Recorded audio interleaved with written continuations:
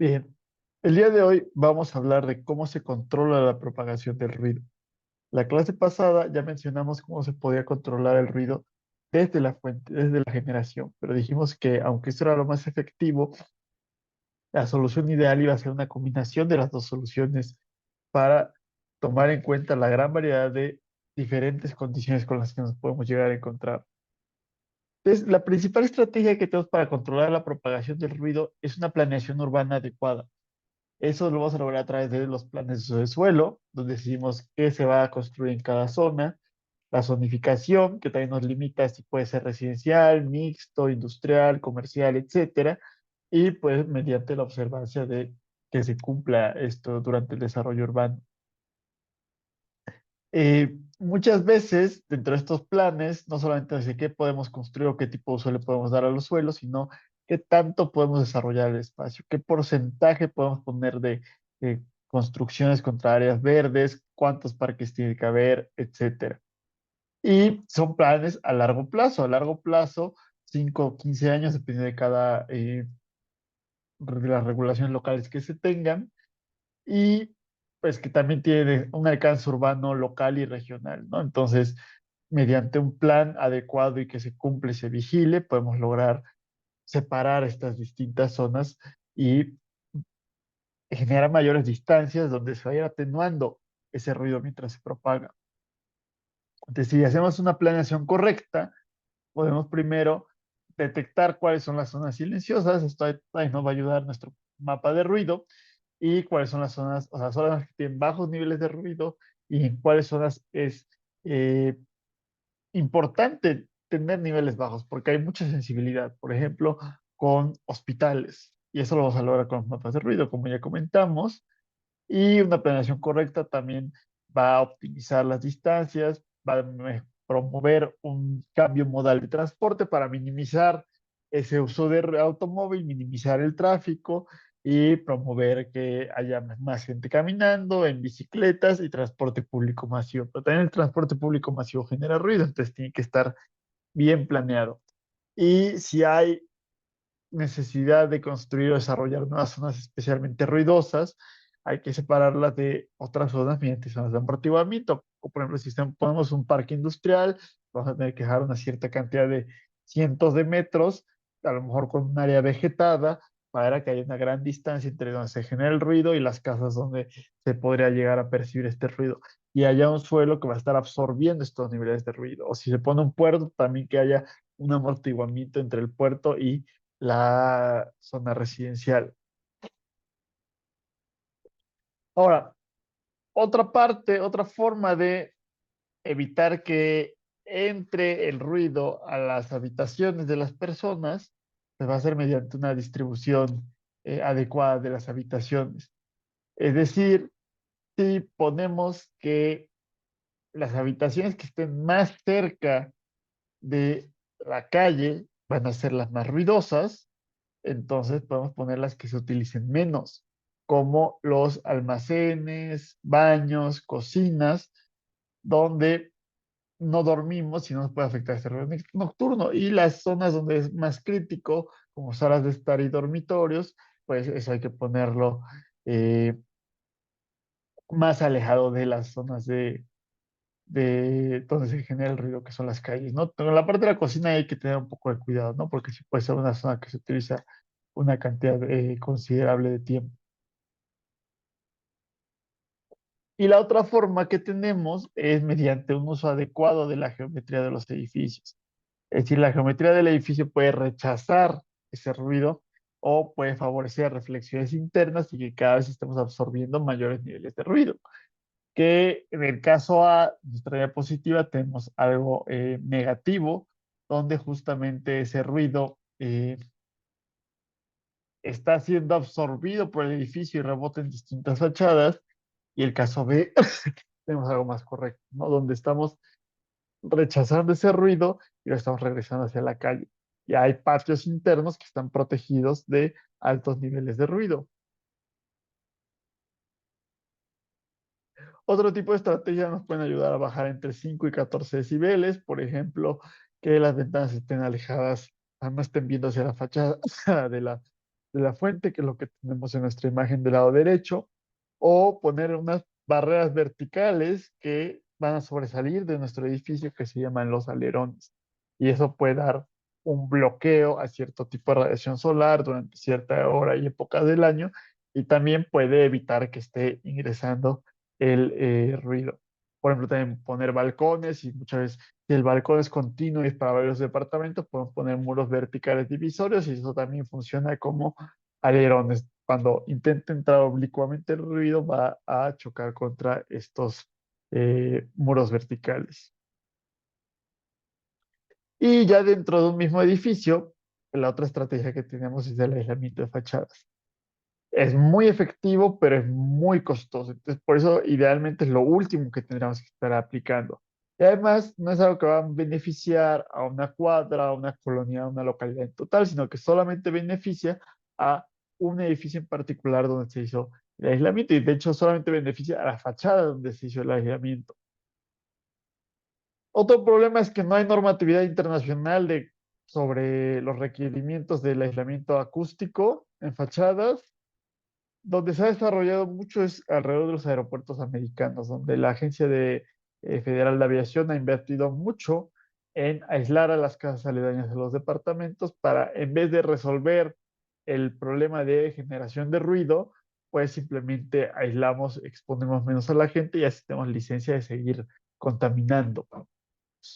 Otra opción es poner ventanas dobles y triples, donde pues en un mismo marco hay dos ventanas separadas por aire, o puede ser incluso por un gas noble, y eso disminuye mucho el paso de vibraciones. Puede llegar a bajar incluso hasta 30 o 40 decibeles, pero depende mucho de la calidad del marco y que no haya huecos alrededor del marco. Con que haya un hueco muy pequeño, eso puede evitarnos totalmente los beneficios que habría originalmente de aislamiento acústico. Y pues también las paredes con que sean sólidas, que no tengan huecos, haya selladores alrededor de las distintas partes de las paredes, las puertas también estén bien selladas, etcétera. Todo eso nos puede bajar de 35 a 40 decibeles, es decir, evitando que existan fugas acústicas dentro de nuestro edificio. Y resulta que el aislamiento térmico también funciona como aislamiento acústico, no tan efectivo como que es exclusivamente aislamiento acústico, pero pues sí reduce unos 7 decibeles. Eh, Se usa mucho el aislamiento térmico en lugares como Europa, Estados Unidos, Canadá, donde en lugar de climas fríos disminuye costos de calefacción, manteniendo el calor adentro y que no se escape. En climas cálidos, por el contrario, va a evitar el ingreso del calor y va a bajar entonces los costos de climatización por aire acondicionado.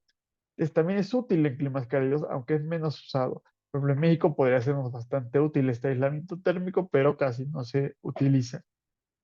Y eh, el tener este aislamiento térmico que nos genera bienestar térmico, pues también eso disminuye otros factores de estrés, y también se puede bajar la percepción del ruido que tenemos. Con respecto a la parte de aviación, la forma ideal de mitigar el ruido de aviación es mediante una planeación adecuada de las rutas aéreas. Es decir, bajar los vuelos nocturnos, que es cuando más nos afecta el ruido, volar a mayores altitudes, es decir, cambiar el perfil de vuelo, tener un muy buen estudio de los vientos dominantes y de los termodiagramas de radiosondeos, que esto es un termodiagrama.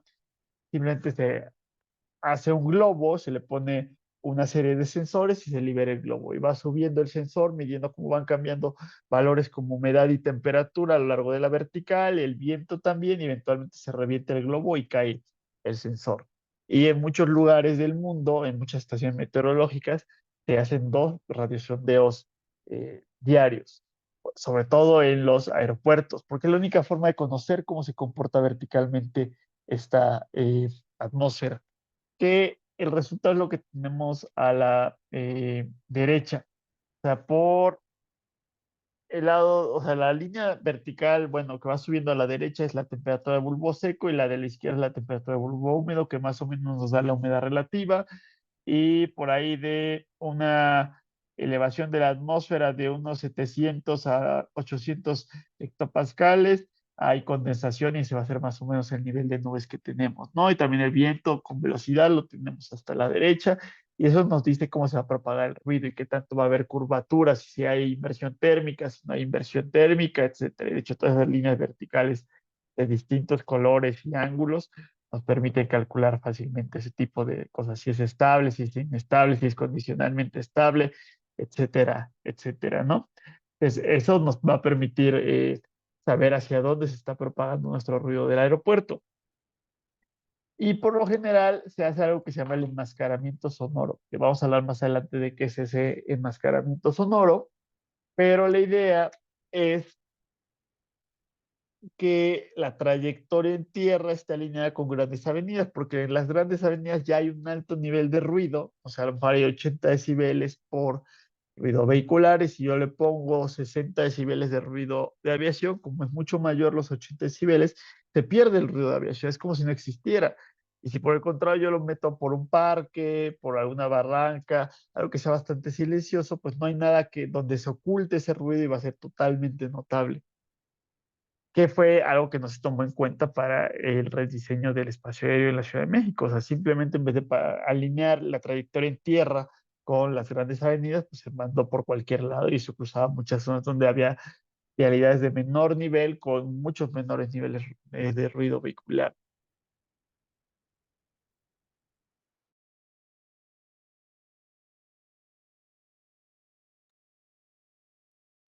Y bueno, ya la otra opción que vamos a tener van a ser las barreras de ruido. Las barreras de ruido tienen una buena relación costo-beneficio, tienen una buena efectividad, pero también son algo caras. Donde se empezaron a utilizar fue California en el 68 y simplemente pues es tener la carretera, casas y poner un muro vertical que iba a separar a los dos y iba a separar esos niveles de ruido, iba a evitar que el ruido atravesara esa barrera que tenemos por ahí. Eh, Y se han construido, o sea, lo primero fue en California de 68, es donde fueron pioneros en poner esas barras de ruido, pero actualmente los que son líderes y han innovado muchísimo son los europeos. Y hay barreras de toda la cantidad de materiales sólidos que ustedes se puedan imaginar, madera, acero, aluminio, concreto, de ladrillos, de piedra, estas de que se planchas de hule son materiales acústicos especiales, Berma o terraplén, ahorita vemos una imagen, pero es como con un montículo de tierra, ¿no? E idealmente las barreras son opacas, pero son bastante, o sea, son poco estéticas para los habitantes y también hacen muy monótono el camino para los vehículos. Y eso puede ser peligroso porque hay riesgo de que se duerman los conductores. Las transparentes, pues son un poco más agradables para todos, pero presentan una menor efectividad.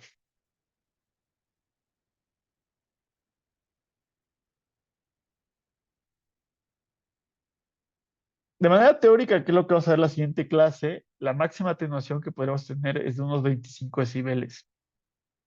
Pero en realidad, solamente, o sea, ya en condiciones reales, pues llegamos a unos 3 a 7 decibeles, que aún así es una buena cantidad, porque recuerden que cada 3 decibeles estamos duplicando la energía acústica. Y resulta que son muy populares en Europa y más que en Estados Unidos, porque en Estados Unidos es un país muy grande, con mucha población, pero muy dispersa. Hay zonas rurales donde hay carreteras a cientos de kilómetros de la población más cercana, y como que hay una ciudad aquí, uno viaja hasta llegar a otra ciudad y está más separada. Mientras que en Europa todo está mucho más pegado. Hay mucho mayor densidad habitacional y entonces eso quiere decir que pues van a coexistir carreteras y zonas residenciales. Entonces, pues si está pegada la carretera y las casas, pues simplemente hay que aislar el ruido entre las dos cosas. Y incluso lo más efectivo es una barrera que rodea totalmente la carretera, que es extremadamente costoso, ¿no? Ahorita les muestro un ejemplo de Australia. También la superficie que tiene la barrera de ruido, sobre todo la superficie que da al lado del tráfico, puede ser absorbente o reflejante. Si es reflejante, pues rechaza totalmente ese ruido. Pero se ha visto que puede aumentar ligeramente los niveles de ruido dentro de la carretera, aunque no es más de un decibel lo que estamos incrementando. Y eh, lo de la forma del tope ahorita se los explico con otra imagen que tiene que ver con cómo se curva el sonido alrededor de esa parte superior de la barrera. Y lo que sí es muy importante es que las barreras porosas o con huecos no funcionan. Si yo hago una barrera de setos, o sea, una barrera de vegetación para aislar el ruido, va a ser mínimo esa eficiencia que tiene. Y eso lo vamos a ver dentro de un par de clases cuando estudiemos la propagación del ruido en interiores y el aislamiento acústico. Eh, entonces, pues es muy poco efectivo si tiene porosidad o incluso un pequeño hueco, eso la mata totalmente. Pero, sí, por ejemplo, la vegetación, aunque realmente no reduce objetivamente el ruido, sí puede llegar a dar una sensación de bienestar y que psicológicamente uno sienta menos ruido, perciba menos ruido, y ahí vemos la ventaja que puede existir con la parte subjetiva del ruido. Entonces, pues lo que estás aquí en medio de la imagen que separa la carretera y las casas es una barrera de ruido. Como ven, es bastante feo, sobre todo del lado de las casas. Ahí a lo mejor se puede poner unos árboles o algo así para que no se viera mucho, pero sí se ve extraño, ¿no? Como que tener bloqueado esa parte del camino. Entonces hay una gran intrusión visual. Y pues la otra idea, aparte de que para los conductores puede ser aburrido también ver solamente una barrera, está esta idea de las barras transparentes, pero son menos efectivas, aunque como ven, uno puede seguir viendo el paisaje. Y pues ya al extremo para concentrar totalmente el ruido dentro de la carretera, pues tenemos estas barreras envolventes. Pero imagínense el costo que tiene el estar construyendo esto y hay que pensar si vale realmente la pena este tipo de construcciones. Y bueno, este es otro tipo de barrera de, o sea, aquí vienen explicadas varias formas en las que podemos hacer barreras de ruido dentro de las construcciones usuales de las carreteras. Puede ser que simplemente la carretera está aquí, como que las casas están en un nivel más elevado, entonces como que hay, o sea, se llama una berma o un terraplén, una cierta zona inclinada de tierra que está separando por distancia, pero también el ruido que viajaría horizontalmente, pues ya no le va a llegar a las casas que están a una mayor altura. O esta berma también puede ser subir y bajar, ¿no? O sea, como que hacer un montículo que separe casas y eh, construcciones. Otra forma es, al contrario, si está todas las casas planas, hago como que hundida la carretera para que se quede justamente en esa parte interior el ruido. Incluso podría poner la carretera dentro de un túnel y hay veces que túnel es como excavar dentro de algo subterráneo, pero también como que si han manejado por las carreteras del país, es como que pasan por un túnel que no tiene nada arriba. Son túneles que se construyen con otro tipo de propósitos, como para prever o cuidar de caídas de rocas, pero también pueden ayudar a controlar los niveles de ruido. Y tenemos por ahí, o sea, otro tipo de barreras, o sea, barrera, combinar vermibarrera, poner vegetación para que sea un poco más estético, aunque no sirva mucho. E incluso en algunos lugares se pone como si fuera una casa, ¿no? O sea, una casa que no se utiliza, o sea, solamente es la fachada, o pues es algo que se utiliza poco y por eso no importa que hayan altos niveles de ruido, y ya todas las casas que queden atrás de eso, pues van a quedar mucho más protegidas, ¿no? Sobre todo eso puede servir por ejemplo, en un fraccionamiento horizontal, donde la estética de tener un muro se vería raro, pero a lo mejor una casa, pues ya le da una sensación de continuidad a la colonia. Y bueno, esta última parte, que es lo último que vamos a ver en esta clase de hoy, es la idea del tope de la barrera. Y lo que sucede es que si yo tengo mi barrera de ruido y el ruido va viajando, este ruido que se hubiera ido hacia arriba va a tener unas distracciones, y va a tener una curvatura y va a llegar otra vez a mi receptor. Pero esa distancia que cubrió fue considerablemente mayor que si solamente se hubiera movido horizontalmente. Y en ese aumento de la distancia está nuestra atenuación por difracción, que es lo que vamos a ver en la clase inmediata siguiente. Eh, entonces, si yo simplemente pongo algo vertical, el sonido puede pasar muy fácilmente y curvarse. Si doy este otro tipo de estructuras como una bolita o como si fuera una T, ya le cuesta más trabajo al sonido volver a regresar y eso hace que sea todavía más eficiente nuestra barrera. Y justamente es lo que vamos a estudiar en la siguiente clase. Entonces, en la clase de hoy lo que mencionamos fueron distintas estrategias para poder mitigar esa propagación del ruido, principalmente por la planeación urbana, dentro del propio diseño de los edificios, llegando hasta el extremo del aislamiento acústico en las fachadas y por último pasando por eh, barreras de ruido y también teníamos otro tipo de medidas como las de aviación, ¿no? Que tengan mucho con el cambio de las rutas aéreas. Con eso podemos controlar cómo se propaga el ruido y si lo combinamos entonces con las medidas de control en la fuente, pues ya podemos tener un control bastante efectivo. Y la siguiente clase vamos a ver cómo calcular cuantitativamente la reducción por una barrera de ruido.